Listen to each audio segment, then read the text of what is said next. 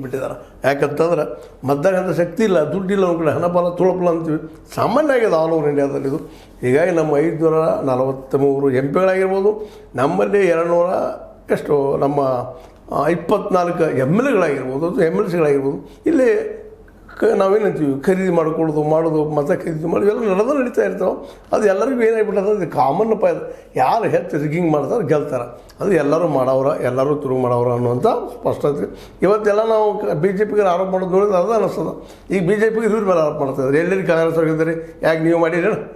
ನಾವು ಕೇಳ್ತಾ ಇರೋದು ನೀವು ಮಾಡಿರಲ್ಲ, ನೀವು ಮಾಡಿದಿರಿ ಇಲ್ಲೋ ಅನ್ನೋದ್ರ ಬಗ್ಗೆ. ಈ ಮತದಾರ ಬೇಕಾಗಿದ್ದು ಆ ಪ್ರಶ್ನೆ, ಮತದಾರ ಇದನ್ನು ಪ್ರಶ್ನೆ ಮಾಡಬೇಕಾಗಿತ್ತು ನಮಗೆ. ನೀವು ಮಾಡಿದಿರಿಲ್ಲೋ, ಇಬ್ಬರು ಮಾಡಿದಿರಿ, ಇದನ್ನು ಬಿಡ್ತಿರೋ ಇಲ್ಲೋ ಅಂತ ನೀವು ಕೇಳಬೇಕಾಗಿತ್ತು ಮತದಾರ.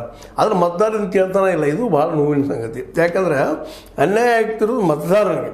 ಅವ್ರಿಗೇನಾಗೋದು ರೀ, ಟ್ಯಾಕ್ಸ್ ಬರ್ತದೆ, ಟ್ಯಾಕ್ಸ್ ದುಡ್ಡಿದಾಗ ಎಲೆಕ್ಷನ್ ಮಾಡ್ಕೊಳ್ತಾರೆ, ಅದ್ರ ಗಂಟು ಮಾಡ್ಕೊಳ್ತಾರೆ, ತಮ್ಮ ಮಕ್ಕಳು ಅನುಕೂಲ ಮಾಡ್ತಾರೆ, ಹೋಗ್ತಾರೆ ಅವರು. ಇವತ್ತು ಇವ್ರು ಇರ್ತಾರೆ, ನಾಳೆ ಅವ್ರು ಇರ್ತಾರೆ. ಹೊಂದಾಣಿಕೆ ರಾಜಕಾರಣ. ಈಗಾಗಲೇ ಯತ್ನಾಳ್ ಸಾಕಷ್ಟು ಸಲ ಹೇಳಿದ್ದಾರೆ ಈ ಮಾತನ್ನು. ಯತ್ನಾಳ್ ಅವರು ಮಾಡಿರೋದಿಲ್ಲ ಅಂತಲ್ಲ, ಆದರೆ ಆ ಹೊಂದಾಣಿಕೆ ರಾಜಕಾರಣದಾಗೆ ಇವತ್ತು ಇಡೀ ದೇಶದ ರಾಜಕಾರಣ ಗಬ್ಬೆದ್ದು ಹೋಗ್ಯದಂತ. ದುಡ್ಡಿದ್ದವ್ರು ಖರೀದಿ ಮಾಡ್ತಾರೆ, ದುಡ್ಡಿದ್ದವ್ರು ಗಪ್ ನೋಡ್ಕೊಳ್ಳುವಂಥದ್ದು.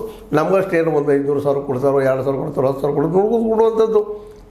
ಈ ಪ್ರಸಂಗ ಇವತ್ತು ನಿರ್ಮಾಣ ಆಗಿದೆ. ಇಂಥ ಸಂದರ್ಭದಲ್ಲಿ ರಾಹುಲ್ ಗಾಂಧಿಯವರು ಒಂದು ಸರಿಯಾದ ಹೊಡೆತವನ್ನು ಕೊಟ್ಟಿದ್ದಾರೆ.